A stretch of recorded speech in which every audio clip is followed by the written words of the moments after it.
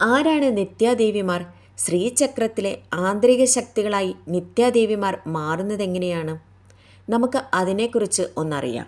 നമസ്കാരം, ഗോകുലമാലയിലേക്ക് എല്ലാവർക്കും സ്വാഗതം. നിത്യാദേവിമാർ എന്ന് പറയുന്നത് ശ്രീചക്രത്തിലെ ആന്തരിക ശക്തികളാണ്.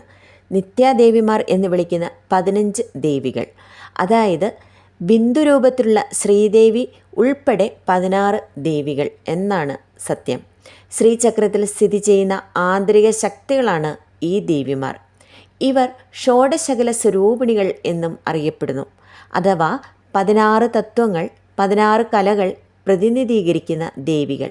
ഇവ ദിവ്യമായ കാലചക്രത്തെയും പ്രബോധനത്തെയും പ്രതിനിധീകരിക്കുന്നവരാണ്. നിത്യാദേവിമാരെക്കുറിച്ചുള്ള ശ്ലോകങ്ങളും പ്രാർത്ഥനാക്രമങ്ങളും ശ്രീവിദ്യ ഉപാസനയുമായി ബന്ധപ്പെട്ടതുമായിട്ടുള്ള താന്ത്രിക ആചാരങ്ങളോടൊപ്പം ആഴത്തിലുള്ളവ തന്നെയാണ്. ഇവ വളരെ പ്രത്യേകതയുള്ള ദൈവോപാസനയിലെ ഭാഗങ്ങളുമാണ്. നിത്യാദേവിമാർ എന്ന് പറയുന്നത് ശ്രീചക്രത്തിലെ നിത്യകലാസ്വരൂപിണിമാരായ 15 ദേവിമാരെയാണ് ഉദ്ദേശിക്കുന്നത്. ഇവർ ഓരോ ദിവസത്തെയും പ്രതിനിധീകരിക്കുന്നു. നിത്യാദേവിമാരുടെ പേരുകൾ ഇങ്ങനെയാകുന്നു: കാമേശ്വരി, ഭഗമാലിനി, നിത്യക്ലിന്ന, ഭേരണ്ട, വന്യവാസിനി, മഹാവജ്രേശ്വരി, ശിവധൂതി, തുരിത, കുലസുന്ദരി, നിത്യ, നീലപതാക, വിജയ, സർവമംഗള, ജ്വാലാമാലിനി, ചിത്ര, മഹാനിത്യ. ഉപാസനയുടെ പ്രധാന തത്വം എന്ന് പറയുന്നത് ഓരോ നിത്യയും, ഓരോ നിത്യാദേവികളും ഒരു പ്രത്യേക കാലഘട്ടം, ഭാവം അല്ലെങ്കിൽ ശക്തിയാണ് പ്രതിനിധീകരിക്കുന്നത്. ശ്രീവിദ്യ ഉപാസകരുടെ ദൈനംദിന ഉപാസനയിൽ ഇവർക്ക് പ്രത്യേക സ്ഥാനമുണ്ട്. ഇവരുടെ ധ്യാന ശ്ലോകങ്ങൾ, അർച്ചനാക്രമങ്ങൾ, മന്ത്രജപങ്ങൾ എന്നിവ തന്ത്രഗ്രന്ഥങ്ങളിൽ വിശദമായി നൽകിയിട്ടുണ്ട്. പ്രധാനമായും തന്ത്രസാര, ശ്രീവിദ്യാർണവ തന്ത്രം, ഷോഡശീ രഹസ്യങ്ങൾ, ശ്രീചക്ര പൂജാവിധി എന്നിവയിലാണ് ഇവ വിശദമാക്കിയിരിക്കുന്നത്. നിത്യാദേവികൾ എന്തിനെയാണ് പ്രതിനിധീകരിക്കുന്നത്? കാമേശ്വരി എന്ന നാമം പ്രതിനിധാനം ചെയ്യുന്നത് മോഹനം, ആകർഷണം, ഇഷ്ടപ്രാപ്തിയാണ്. ഭഗമാലിനിയാകട്ടെ ആഭരണങ്ങൾ, അതിമനോഹാരിത, മനസ്സിൻ്റെ ആകർഷണം. നിത്യക്ലിന്ന ലജ്ജാശീലം, സ്വാന്തനം, ആന്തരിക സൗമ്യത എന്നിവയെ പ്രദാനം ചെയ്യുന്നു. ഭേരണ്ടാദേവി ഉഗ്രത, സംഹാരതത്വം, അകൃത്രിമ ശക്തി എന്നിവയെ പ്രതിനിധാനം ചെയ്യുന്നു. വന്യവാസിനി ആന്തരാഗ്നിയുടെ നിയന്ത്രണവും ഇന്ദ്രിയജയവുമാണ് പ്രതിനിധാനം ചെയ്യുന്നത്. മഹാവജ്രേശ്വരി ആകട്ടെ അതിപ്രഭാവം, ദുർജയ ശക്തിയും. ശിവദൂതി ശിക്ഷ, നീതി എന്നിവയെ പ്രതിനിധാനം ചെയ്യുന്നു. ത്വരിതാദേവി ദ്രുതഫലദായിനിയാണ്, ആശ്രയവും സംരക്ഷണവും നൽകുന്നു. കുലസുന്ദരി ദേവി പാരമ്പര്യ സംരക്ഷണമാണ്, കുടുംബ മഹത്വം കാത്തുസൂക്ഷിക്കുക.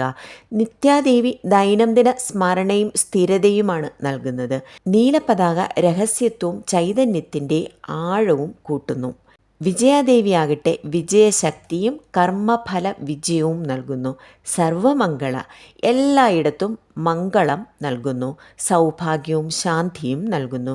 ജ്വാലാമാലിനി ആന്തരിക തപസ്സിൻ്റെ അഗ്നിയെ ഉയർത്തുകയും ആത്മജ്വാല പ്രതിനിധാനം ചെയ്യുകയും ചെയ്യുന്നു. ചിത്രാദേവി ഭാവനയും രചനാത്മക മനോവിജ്ഞാനം വർദ്ധിപ്പിക്കുന്നു. മഹാനിത്യാകട്ടെ പരമോന്നത നിത്യത്വമാണ്. മോക്ഷപദത്തിലെ അന്തിമ ലയാവസ്ഥയാണ് മഹാനിത്യ, അതായത് ലളിത ത്രിപുര സുന്ദരി. നിത്യാദേവിമാരുടെ ഉപാസനക്രമത്തെ വിശദമാക്കുന്നത് തന്ത്രസാര, ഷോഡശി ഉപാസന രഹസ്യങ്ങൾ എന്നിവ പോലെയുള്ള ഗ്രന്ഥങ്ങളിലാണ്. തന്ത്രസാര എന്ന ഗ്രന്ഥം താന്ത്രിക ഉപാസനയുടെ അടിസ്ഥാന തത്വങ്ങളെയും ആചാരങ്ങളെയും വിശദീകരിക്കുന്ന ഒരു പ്രധാന ഗ്രന്ഥമാണ്. ഈ ഗ്രന്ഥത്തിൽ നിത്യാദേവിമാരുടെ ഉപാസനയും അവരോടുള്ള പ്രാർത്ഥനാക്രമങ്ങളും വിശദമായി പരാമർശിക്കപ്പെട്ടിട്ടുണ്ട്. നിത്യാദേവിമാരുടെ നാമാവലികൾ, ധ്യാന ശ്ലോകങ്ങൾ എന്നിവയുടെ അർത്ഥസഹിതം വിശദീകരണങ്ങൾ ഈ ഗ്രന്ഥങ്ങളിൽ ഉൾപ്പെടുത്തിയിട്ടുണ്ട്.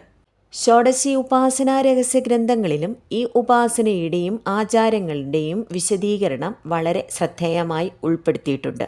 ശ്രീ വിദ്യാർണവ തന്ത്രം ഉപാസനയുടെ ആധികാരിക ഗ്രന്ഥങ്ങളിൽ ഒന്നാണ്. ഈ ഗ്രന്ഥത്തിൽ നിത്യാദേവിമാരുടെ ഉപാസനക്രമങ്ങൾ, അവരോടുള്ള പ്രാർത്ഥനാക്രമങ്ങൾ, നാമാവലികൾ എന്നിവയുടെ വിശദീകരണങ്ങൾ ഉൾപ്പെടുത്തിയിരിക്കുന്നു. ശ്രീചക്ര പൂജാവിധി എന്ന ഗ്രന്ഥത്തിലാകട്ടെ ശ്രീചക്രത്തിലെ വിവിധ ദേവിമാരുടെ ഉപാസനക്രമങ്ങളാണ് വിശദീകരിക്കുന്നത്. നിത്യാദേവിമാരുടെ ഉപാസനക്രമങ്ങൾ, അവരോടുള്ള പ്രാർത്ഥനാക്രമങ്ങൾ, നാമാവലികൾ എന്നിവയുടെ വിശദീകരണങ്ങൾ ഉൾപ്പെടുത്തിയിരിക്കുന്നു. ഈ ഗ്രന്ഥങ്ങൾക്കുള്ള പ്രാപ്തി സാധാരണയായി താന്ത്രിക ദീക്ഷയുള്ളവർക്കാണ് ഉള്ളത്. ദീക്ഷയില്ലാത്തവർക്ക് ഈ ഗ്രന്ഥങ്ങൾ വായിക്കുന്നത് ശുദ്ധമായ രീതിയിൽ ഉപകാരപ്രദമാകില്ല. അതിനാൽ ഈ ഗ്രന്ഥങ്ങൾക്കുള്ള പ്രാപ്തി സംബന്ധിച്ച കൂടുതൽ വിവരങ്ങൾക്ക് നാം ഒരു ഗുരുവിൻ്റെ ഉപദേശം തേടുന്നത് വളരെ ഉചിതമാണ്. നിത്യാദേവിമാരുടെ ധ്യാനവും ശ്രീചക്ര ആരാധനയും അത്യധികം പ്രാധാന്യമർഹിക്കുന്നുണ്ട്. ശ്രീചക്രത്തിലെ 16 നിത്യാദേവിമാരെ ധ്യാനിക്കുന്നതിലൂടെ ദൈവീക ശക്തികളുമായുള്ള ബന്ധം സ്ഥാപിക്കുവാൻ സാധിക്കും. ശ്രീചക്ര ആരാധന വീടുകളിൽ സാധ്യമാണോ എന്ന ചോദ്യത്തിന് ഉത്തരം സാധ്യമാണ് എന്നാണ്. എന്നാൽ ഏറ്റവും പ്രാധാന്യമർഹിക്കുന്നത് ശുദ്ധതയും നിത്യതയുമാണ്. ദൈനംദിന ശുദ്ധത ആവശ്യമാണ്. സ്ഥലം, ദേഹശുദ്ധി എന്നിവ അത്യാവശ്യം. ആർത്തവം, ശുദ്ധിയൊഴിഞ്ഞ കാലങ്ങൾ, ഉപവാസ ദിനങ്ങൾ തുടങ്ങിയവയിൽ പൂജ ഒഴിവാക്കുന്നത് നല്ലതാണ്. അർച്ചനയ്ക്കും മന്ത്രജപത്തിനും മനസ്സിൻ്റെ ശാന്തതയും കേന്ദ്രീകരണവും അത്യാവശ്യമാണ്. ഭക്തർക്ക് അനുസരിക്കാവുന്ന ഏറ്റവും ലളിതമായ രീതി ശുദ്ധമാക്കി വെക്കുന്ന സ്ഥലം, അതായത് പൂജാഗൃഹങ്ങളുണ്ടെങ്കിൽ അവിടെ ശ്രീചക്രം സ്ഥാപിക്കാവുന്നതാണ്. ദീപം തെളിക്കുക, ചന്ദനം, കുങ്കുമം, പുഷ്പം ഇവ സമർപ്പിക്കുക. ശ്രീചക്രത്തിന് ധ്യാനം ചെയ്യുക. ശ്രീമാത്രേ നമ, ലളിതാംബികയെ നമ, ശ്രീ സൂക്തം, ലളിതാ സഹസ്രനാമം, ത്രിപുരസുന്ദരി അഷ്ടോത്തര നാമാവലി എന്നിവ ജപിക്കാവുന്നതാണ്. ഗുരു പ്രാപ്തരായാൽ ശ്രീവിദ്യാ മന്ത്രജപവും നൽകാവുന്നതാണ്. അതായത് ഒരു ഗുരുവിൻ്റെ ഉപദേശം അത്യാവശ്യമാണ് ശ്രീവിദ്യാ മന്ത്രജപത്തിന്. ശ്രീചക്രം ഇഷ്ടദേവതയുടെ പ്രത്യക്ഷത എന്നാണ് തന്ത്രത്തിൽ പറയുന്നത്. അതിനാൽ കൃത്യമായ അനുസരണം വേണം. തുടക്കത്തിൽ ലളിതാ സഹസ്രനാമം, ലളിതാ ത്രിദശി, ചന്ദനപുഷ്പാർച്ചന തുടങ്ങിയവയോടെ ആരംഭിക്കാം. എന്നാൽ ഗുരു ഉപദേശമില്ലാതെ ശ്രീചക്ര ആരാധന നടത്തരുത് എന്ന് തന്നെയാണ് എനിക്കും പറയുവാനുള്ളത്. നമുക്ക് ചെയ്യാൻ പറ്റുന്ന കാര്യങ്ങൾ മാത്രമേ നാം ചെയ്യാവുള്ളൂ. പൂജാവിധികളും നിത്യതയും നമുക്ക് നൽകാൻ സാധ്യമല്ലെങ്കിൽ ഇങ്ങനെയുള്ള ചക്രങ്ങൾ വീടുകളിൽ വെച്ച് ആരാധിക്കരുത് എന്ന് തന്നെയാണ് എനിക്ക് പറയുവാനുള്ളത്. നാം ദേവിയെ കുടിയിരുത്തുമ്പോൾ അത് നിങ്ങളുടെ മനസ്സിനുള്ളിൽ കുടിയിരുത്തി നിങ്ങൾ ആരാധന നടത്തി നിഷ്കാമമായ ഭക്തിയോടെയും നിഷ്കളങ്കമായ ശ്രദ്ധയോടുകൂടിയും നിങ്ങൾ ചെയ്യുന്ന ആ ആരാധന തന്നെയാണ് ദേവിക്ക് ഏറ്റവും വലുത്. പ്രഭാതത്തിലും സന്ധ്യാസമയത്തും ദീപം കൊളുത്തി പ്രാർത്ഥിക്കുന്ന ആ നാമജപങ്ങൾ തന്നെയാണ് ദേവിക്ക് നിങ്ങൾ നൽകുന്ന അർച്ചന. നിങ്ങൾ സമർപ്പിക്കുന്ന ഒരു പുഷ്പം, നിങ്ങൾ സമർപ്പിക്കുന്ന ഒരു കൽക്കണ്ടം, നിങ്ങൾ സമർപ്പിക്കുന്ന ഒരു ശർക്കരത്തുണ്ട്, ഇതൊക്കെ തന്നെ ദേവിക്ക് ധാരാളമാണ്. ഒരിക്കലും ധനവരവ് കൂട്ടുവാനും അല്ലെങ്കിൽ വീട്ടിൽ സമാധാനം വരുമെന്നും കരുതി ആരും ഇത് ഒന്നും ചെയ്യാതിരിക്കുന്നത് തന്നെയാണ് നല്ലത്. നിങ്ങൾക്കിത് അത്യാവശ്യമെങ്കിൽ നിങ്ങൾ നിത്യതയോടുകൂടിയും ശ്രദ്ധയോടുകൂടിയും പൂജാക്രമങ്ങൾ പൂർത്തിയാക്കും എന്നുണ്ടെങ്കിൽ മാത്രം ഗുരു ഉപദേശത്തോടുകൂടി ഇത് ചെയ്യാവുന്നതാണ്. എങ്കിൽ ഈ പറഞ്ഞ ഐശ്വര്യങ്ങൾ നിങ്ങൾക്ക് വന്നു ചേരുമെന്നുള്ളതിന് യാതൊരു സംശയവുമില്ല. ശ്രീലളിത സഹസ്രനാമ ജപം തന്നെ ശ്രീചക്ര ആരാധനയ്ക്ക് തുല്യമാണ്. അത് നിത്യവും ജപിച്ചാൽ ജീവിതത്തിൽ വന്നു ചേരാവുന്ന ഐശ്വര്യങ്ങൾ അതുല്യമാണ്.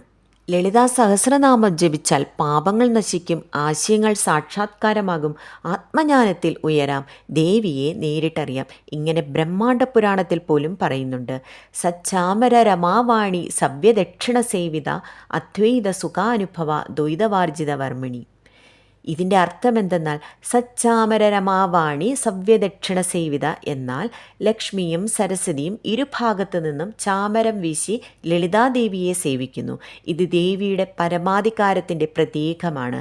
അദ്വൈത സുഖാനുഭവ, ദേവി തന്നെ അദ്വൈത അനുഭവമാണ്, അതായത് ജ്ഞാനമായ അനന്തസുഖം. ഉപാസകനോട് ഈ പരിണതിയിലേക്കുള്ള വഴിയാണ് തുറന്നു തരുന്നത്. ദ്വൈതബോധം ഉപേക്ഷിച്ചവർക്ക് ദേവി രക്ഷാധികാരിണിയാണ്, ആത്മജ്ഞാനത്തിലേക്ക് നയിക്കുന്ന ആ അമ്മ. ഇതിൻ്റെ ഫലങ്ങൾ, കഠിന കർമ്മഫലങ്ങൾ പോലും ലളിതാനാമജപത്തിലൂടെ മാറുമെന്നതാണ്. ഭയങ്ങൾ, അസ്വസ്ഥതകൾ, മാനസിക സമ്മർദ്ദങ്ങൾ, കുറയും, ഗുരുപ്രാപ്തിയും ആത്മബോധവും ഉണ്ടാകും എന്നതും സത്യം. ശ്രീ ലളിതാ സഹസ്രനാമം ഒരു ദൈവിക തന്ത്രമാണ്. അതിൽ ദേവിയെ സാക്ഷാത്കരിക്കാനുള്ള സാങ്കേതിക വിദ്യയും ഉള്ളടക്കവുമുണ്ട്. അതിനാൽ നിരന്തരം ഭക്തിപൂർവ്വം പാരായണം ചെയ്യുന്നത് ആത്മീയ ഉണർവിനും ജീവിതമാറ്റത്തിനും വഴിയൊരുക്കും. ശ്രീ ലളിതാ സഹസ്രനാമവും ശ്രീചക്രവും തമ്മിലുള്ള ബന്ധം എന്താണ്? ശ്രീചക്രം എന്നാൽ ദേവിയുടെ ദൃശ്യരൂപമാണ്. ശ്രീചക്രം അല്ലെങ്കിൽ ശ്രീയന്ത്രം ത്രിപുരസുന്ദരിയുടെ ദിവ്യമായ ദൃശ്യരൂപമാണ് ശ്രീചക്രം. അതിൽ ഒളിഞ്ഞിരിക്കുന്നത് ദേവിയുടെ ഒറ്റപ്പെട്ട എല്ലാ തത്വങ്ങളുടെയും സംയുക്ത ഫലമാണ്. ശ്രീ ലളിതാ സഹസ്രനാമം ദേവിയുടെ ശബ്ദരൂപം, അതായത് 1000 നാമങ്ങൾ അടങ്ങിയ ആ ശബ്ദരൂപമാണ്. ഈ നാമങ്ങൾ വഴി ദേവിയുടെ രൂപം, ശക്തി, പ്രവർത്തനം, തത്വം എന്നിവ വിവരിക്കുന്നുണ്ട്. അതെല്ലാം ശ്രീചക്രത്തിൽ തന്നെ അടിസ്ഥാനപ്പെടുത്തിയിരിക്കുന്നു. ശ്രീചക്രത്തിലെ ഓരോ ആവരണത്തിലും ദേവിയുടെ വിവിധ നാമങ്ങൾ പ്രവേശിപ്പിച്ചിരിക്കുന്നു. ആവരണങ്ങളിൽ അനേകം നാമങ്ങൾ വിഭജിക്കപ്പെട്ടിരിക്കുന്നു. ശ്രീ സഹസ്രനാമം നവ ആവരണങ്ങളിലേക്കുള്ള പ്രവേശന മാർഗമാണ്. ശ്രീചക്രം 9 ആവരണങ്ങൾ ഉള്ളതുപോലെ ശ്രീ ലളിതാ സഹസ്രനാമം ഓരോ ഭാഗത്തിലും ദേവിയുടെ അവസ്ഥ, ശക്തികൾ, അന്തർഗത തത്വങ്ങൾ എന്നിവയെ വിവരിക്കുന്നു. അതിനാൽ സഹസ്രനാമം ജപിക്കുന്നതിലൂടെ ഉപാസകൻ മനസ്സിലാകാതെയോ മനസ്സിലായോ ശ്രീചക്രത്തിലെ ഉള്ളിലേക്കാണ് പ്രവേശിക്കുന്നത്. ദേവി ശ്രീചക്രത്തിൽ തന്നെ വസിക്കുന്നു എന്ന് ശ്രീചക്രരാജനിലയ എന്ന നാമത്തിൽ വെളിപ്പെടുന്നുണ്ട്. നവ ആവരണ സാധ്യ ആരാധ്യ. നവ ആവരണങ്ങളിലൂടെയുള്ള ധ്യാനമാണ് ദേവിയുടെ ആഴത്തിലുള്ള ആരാധനക്രമം. ശ്രീ ലളിതാ സഹസ്രനാമവും ശ്രീചക്രവും തമ്മിൽ അതിനിഖിലമായ ദൈവീക ബന്ധമാണ് നിലവിലുള്ളത്. ശ്രീചക്രം ദേവിയുടെ ദൃശ്യരൂപമായപ്പോൾ സഹസ്രനാമം ദേവിയുടെ ശബ്ദരൂപമായി. സഹസ്രനാമജപം ഒരു ഉപാസകനെ ശ്രീചക്രത്തിലെ നവ ആവരണങ്ങളിലൂടെ ദൈവത്തിലെ ആന്തരിക കേന്ദ്രത്തിലേക്ക് നയിക്കുന്നു. അതിനാൽ ഈ രണ്ടും ചേർന്ന് ദൈവസാക്ഷാത്കാരത്തിനുള്ള ശക്തമായ മാർഗമായി മാറുന്നു. പക്ഷേ ശ്രീചക്ര ഉപാസന നടത്തണമെന്നുണ്ടെങ്കിൽ ഗുരുമുഖത്തു നിന്ന് തന്നെ അത് പഠിച്ചിരിക്കണം. ശ്രീ ലളിതാ സഹസ്രനാമം സാധാരണ ഭക്തർക്കും ജപിക്കാൻ പൂർണ്ണമായും സാധ്യമാണ്. എന്നാൽ ചില കാര്യങ്ങൾ മനസ്സിലാക്കി മനഃപൂർവ്വം തുടരുന്നതാണ് ഉചിതം. ഇത് തന്ത്രപരമായ ഗാഢതയുള്ള ഭാഗം ആയതിനാൽ ആലോചനയോടെ ഭക്തിപൂർവ്വം നിത്യതയും ശുദ്ധിയും പാലിച്ചുകൊണ്ട് ജപം നടത്തേണ്ടതാണ്. എപ്പോഴും അർത്ഥമറിഞ്ഞ് ശ്രീ ലളിതാദേവിയെ ഭജിക്കുക. നിങ്ങൾക്ക് എല്ലാവിധ ഐശ്വര്യവും ഉണ്ടാകുമെന്നുള്ളത് തീർച്ചയാണ്.